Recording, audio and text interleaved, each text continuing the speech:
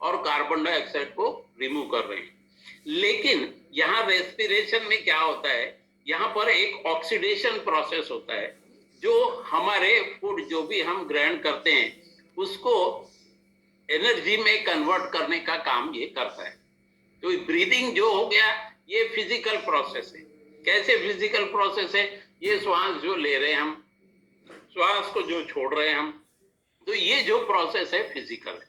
लेकिन रेस्पिरेशन क्या हो रहा है from the lungs to the heart and all organs में, वो बायोकेमिकल प्रोसेस है।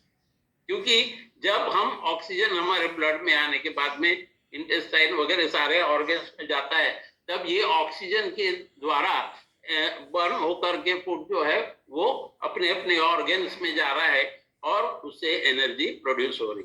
यहाँ पर हमको जब ब्रीदिंग करते हैं तो हमारा एनर्जी कोई रिलीज नहीं होता, लेकिन यहाँ पर रेस्पिरेशन के समय में एनर्जी रिलीज होता है, क्योंकि ये एक बायोकेमिकल प्रोसेस है। इसमें एक्स्ट्रा सेल्यूलर प्रोसेस रहता है, क्योंकि ये बाहरी वातावरण से ले रहे हैं, वो आउटवर्ड जो रहता है वो, और ये जो रहता है इंट्रा सेल्यूलर प्रोसेस रहता है, क्योंकि ये आंतरिक रूप से वर्क करता है।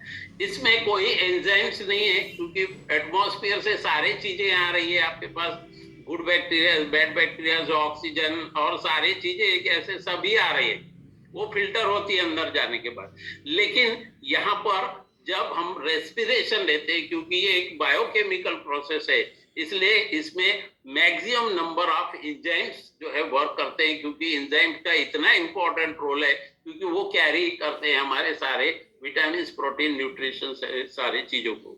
ये एक हमारा जो ब्रीदिंग है कंफर्म ऑर्गन है। और यहाँ पर क्या होता है कि जो सेल्स जो है वो सेल्स हमारे पूरे ऑर्गन्स को और ये जो ऑक्सीजन सप्लाई करने का जो काम करता है वो रेस्पिरेशन के द्वारा होता है। अब ब्रीथ जब नहीं हो रही, ब्रीथलेसनेस, तो हमको क्या होता है कि अगर हमारे शरीर में सफिशिएंट हमको ऑक्सीजन नहीं मिल रहा है। अब फॉर एग्जांपल यहाँ पर एक चीज और बताना चाहूंगा कि जब हम नॉर्मल सिटिंग पोजीशन में या नॉर्मल वर्क में या हम निद्रा में हैं, तो उस समय क्या हो रहा है कि नॉर्मल वे में ऑक्सीजन इनहेलेशन और कार्बन डाइऑक्साइड एक्सहेलेशन होता है। जब आप कुछ फास्ट वर्क कर रहे हैं या आप रनिंग कर रहे हैं, तो हमारे शरीर को, हमारे फेफड़े को क्या होता है कि मैक्सिमम ऑक्सीजन लगता है। इसलिए देखिए, जब कुछ दूर तक हम दौड़ते हैं या कुछ व्यक्ति जो सीढ़ियां ऊपर चढ़ते हैं तो हाफने लगते हैं।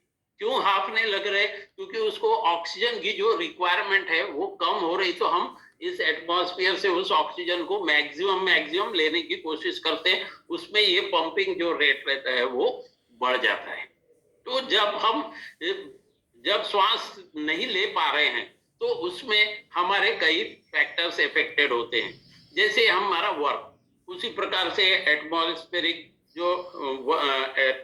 डिस्टर्बेंस रहता है वो, उसी प्रकार से हमारे जो म्यूकस और कैपिलरीज में जो फॉर्मेशन रहता है, उन सारे चीजों के ऊपर में भी इफेक्ट करता है।